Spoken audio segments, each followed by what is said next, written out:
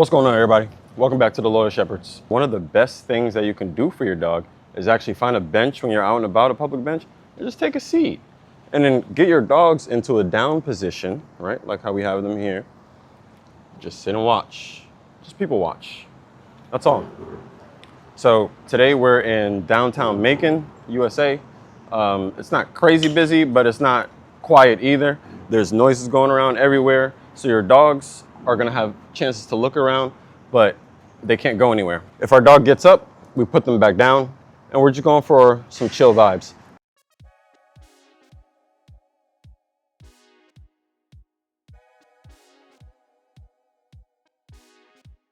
When you sit on a bench, you're actually just giving your dog time to just exist in the world, right?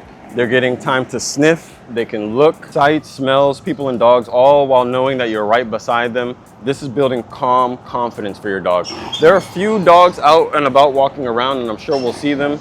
We have a dog that likes to react to dogs sometimes, and I'll show you how to deal with that. And we have a dog that's kind of calm and, just kind of chill and mellowed out. So these are great practices to do for your dogs. And this gets them used to being out and about in these type of situations. If you have a puppy that might be a little skittish, this is something good to practice. You come, you sit down, and you keep your dog very calm, cool, and collected. My dogs are learning. They don't have to react to everything. I'm very calm, so my dogs are very calm. And if they do react to something, then I'm gonna react to that calmly as well, and I'm gonna reset them and bring them back here.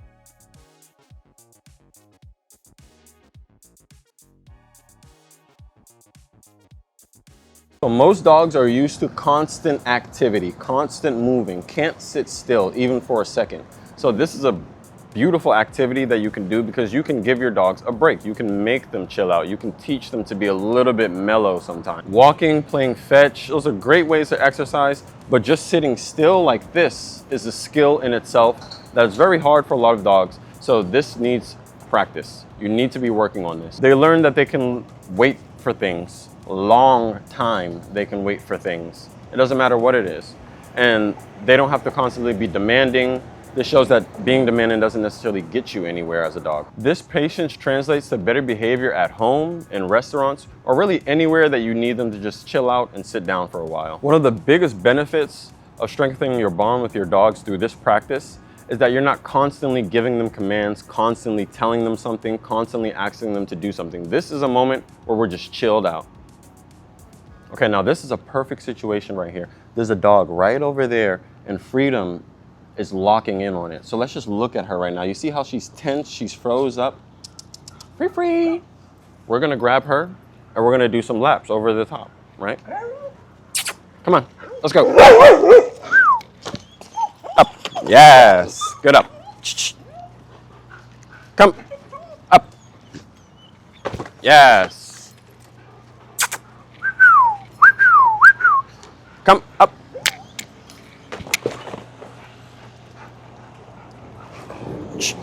So when I do this, I want you to watch really good. I'm just keeping them calm. And I'm not really paying attention to their barking. But once they calm down, we'll put them back in a sit. And we'll put them back in a down. And we'll go back to sitting on the bench.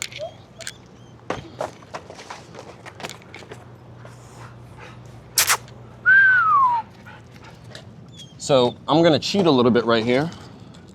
I'm gonna grab a treat. Ooh, look at that. Look at that. Sits. Free. Sits. Oh, sits. Atta girl, down.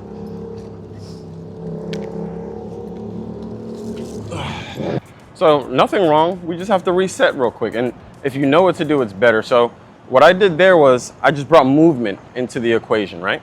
So if we sit still with Freedom, she's gonna stare, she's gonna tense up and freeze up. She's gonna get real big, and she's gonna lock in on that dog. And at some point, she's gonna snap and start barking, and you kind of lost control at that point. All you can do is remove yourself. So to beat her to the punch, I put her in motion, right? I start giving her laps, letting her jump around, jump over.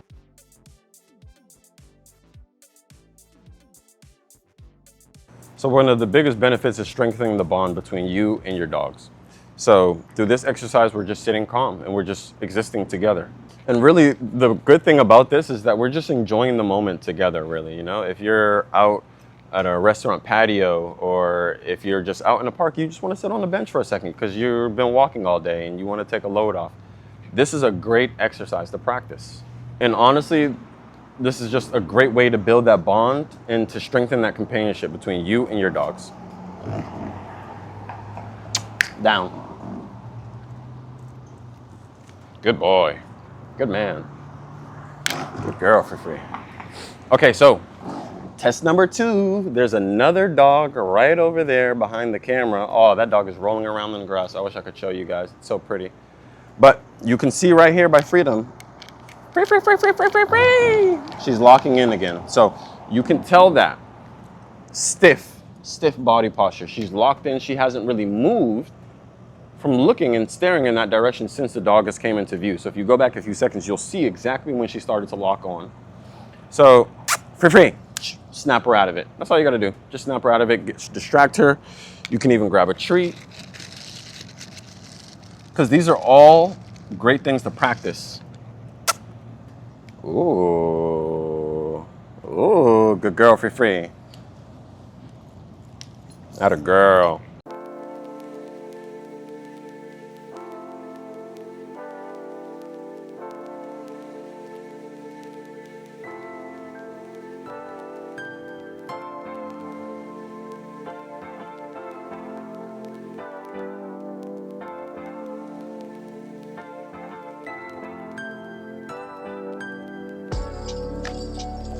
Doing this is great for you because you can see it coming. You can see how it builds up in your dog. You can see from the moment your dog locks eyes on the dog or on whatever is distracting them, you can see how that makes them and how that makes them tick. Most dogs generally do the same thing. They're scanning, they're looking around, la-di-da-di-da, and then boom, they see a dog, they see a kid, they see a person, whatever it is that distracts them. They see it and they lock in on it, and they don't really ever move away from that subject. That's where you need to come in and break that concentration up. And the crazy thing about this really is that he used to be the extremely reactive one. Cairo, touch. Yes. He used to be the really reactive one. She's actually only reactive from a distance. When she gets up close with dogs, she loves to play with dogs. She has a lot of dog friends that she plays with. But it's still something that you need to work on, because just because your dog has dog friends and is friendly with dogs doesn't mean that this type of reactivity can be detrimental to you or to your dog. You know, it can still be annoying to you to have to deal with. So a training exercise like this just opens up a world of training opportunities for you. So you can practice sit down with distractions. So you can practice focus and eye contact commands so that they're focusing on you and maybe not on all of the distractions around you. And then let's say a distraction comes by and your dogs are calm. They don't freak out, they don't bark. You can reward them for that. You can pet them, you can say, good girl, free, good boy, Cairo. You can give them a treat. You can reward them for that. If you reward them for that, that's marking it as something good. They lock that in their brain, they remember it, and then the next time it happens, they think, oh wait, when that dog walked by, I was quiet and I got a pet for it, I got a reward for it. So let me try and do that again. And then the other thing about this is you start to learn more about your dogs. So when my dog looks somewhere, I tend to look there too, just as a precaution. It doesn't have to be something bad all the time. It could be something really good. Now, here's something that people a lot of times forget when they're doing this specific activity. This isn't only a training for your dog, it's also a training for you. Sitting down on the bench and just taking a moment forces you to just chill out and be calm and be present and kind of be aware of your surroundings and of your dogs. Your dogs will pick up on that calm energy, and that's just going to be better for both of you, right? You're both going to benefit from that. If they feel that you're calm, they're going to be more calmer. Your dogs are a reflection of you. And honestly, this is really my favorite thing to do with my dogs, just coming out and sitting on the bench. I'm a people watcher. I love to just come out and watch people and see how they're doing, how they're going on about their day. And then to do something with my dogs while I'm people watching, right? It's like two birds, one stone. They get their training, I get my little people watching time, and it's a win-win for everybody. If you have a dog that's very reactive, this is perfect to do. You have all of these distractions, these sounds, everything. Trucks, kids, people, cars, motorcycles, you name it. It's everything is going to come at you. And especially if you have like some kind of city that you can go to. Today we're in downtown Macon. If we were in Atlanta, it would be a little bit busier. So that's another level up. So you can kind of decide, maybe today we're just going to go to the park where I'm going to see a few people to just test it out. When your dog is getting good at that, you can say, well, you know what? Let's go to downtown today, where it's hustling and bustling. Everybody's going to be out. Kids are going to be out. School bus is going to be out. And we're just going to throw everything at my dog. But when you're throwing it all at your dog, you're throwing it at yourself too.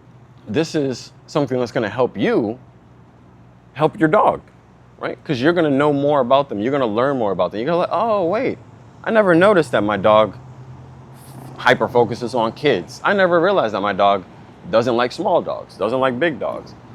I never realized that my dog will howl when they hear sirens go by. These are all things that you'll learn with your dogs. Now, another great exercise that I like to do while I'm doing this is scatter feeding. Remember, we've seen that in a few videos ago. So we have our treats, and it's just the same thing. We just come out and we feed their meals here. If you feed your dog an entire meal before you come out and you do stuff like this, you think they'll listen to you when you pull out a treat? No. That's a no, hard no. So you don't want to only use treats. You want to have a good balance of both. Hey, thank you, man. Hey, free girl. And then, of course, my favorite part about all of this is just the bonding that we can do. We can sit here, we can relax, we can chill out. We can sit here for hours. I can go back to the car and get their water bowl and water them even. You know, we can do this all day long. We're in public. We can sit here as long as we like. So this is a perfect exercise to do with your dogs. And there's no reason you shouldn't be doing it with your dogs.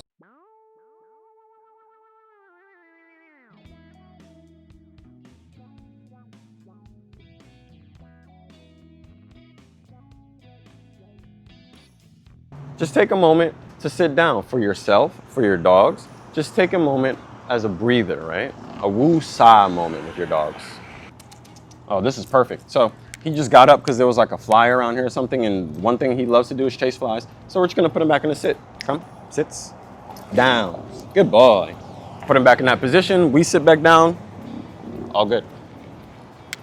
If you found this video helpful, like it, and share it with another dog lover that you know. And don't forget to hit that subscribe button down below so that you can learn more tips on how to strengthen the bond between you and your dog. Thanks for hanging out with me and my dog. My name is Elijah Lee. These have been the Loyal Shepherds, and we will catch you in the next one. Peace.